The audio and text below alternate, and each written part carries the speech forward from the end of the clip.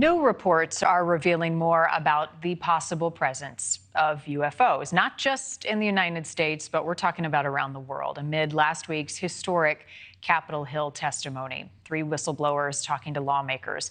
In Mexico, The Sun is now reporting people seeing a mysterious flying disc-shaped object with a bright halo in the night sky. All of this as we await a report on UFOs from NASA. We expect that to come out sometime this month. Joining us now from London is the founder and editor-in-chief of the Liberation Times and senior contributing journalist at the Daily Mail, Christopher Sharp. Chris, thanks for being with us.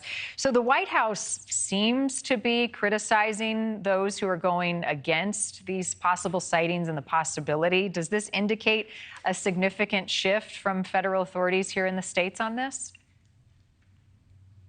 Yes, there is a real shift occurring now. The White House realizes that this is a real thing. After the February shootdowns over Alaska and other states, they set up an interagency team led by Jake Sullivan. And my sources also told me that the recent Chuck Schumer amendment proposed for the National Defense Authorization Act was done in coordination with the White House. And that included language of basically repossessing craft in private hands, which were of unknown origin or non-human origin. So, yeah, this is getting real pretty quickly. Yeah, picking up a lot of momentum. Senator Schumer wants to declassify documents related to UFOs, one of the efforts. Your reporting also confirmed, Christopher, that multiple Tic Tac UFOs were tracked around that same time in 2004 that one of the witnesses testified about. Tell me more about what you have uncovered. Correct, yes. So we were able to break news that sensor platforms had tracked UAP above 80,000 feet in that incident, in that series of events, before we had known that the maximum of the Spy-1 radar that picks it up from the USS Princeton had tracked them at their maximum tracking height of 80,000 feet.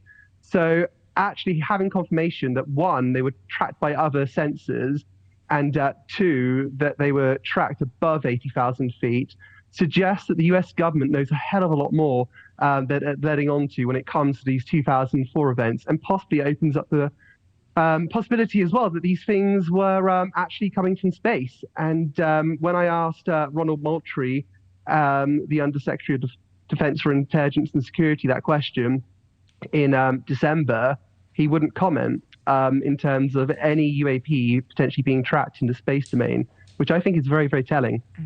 And these other sightings, did they have the same flight pattern as the Tic Tac that the whistleblower testified about before lawmakers, that it stops midair and then takes off unexplained? Yeah, I think the working assumption was that these are similar type craft. So what happened was the Princeton saw these things dropping down from 80,000 feet like snowflakes. They had to reset the radar system to make sure they weren't just seeing something which is a malfunction. And they kept on showing up. So basically, before an exercise was about to take place, the radar operator on board the Princeton was like, look, I can't send, we can't do exercises if we've got some unknown contacts out there. We need to see what they are. So that's when Commander Fravor was actually basically led towards the Tic Tac, which was just one of those objects. But there are a number of objects which was picked up by radar, which we could perhaps assume were similar objects with similar capabilities than the Tic Tac.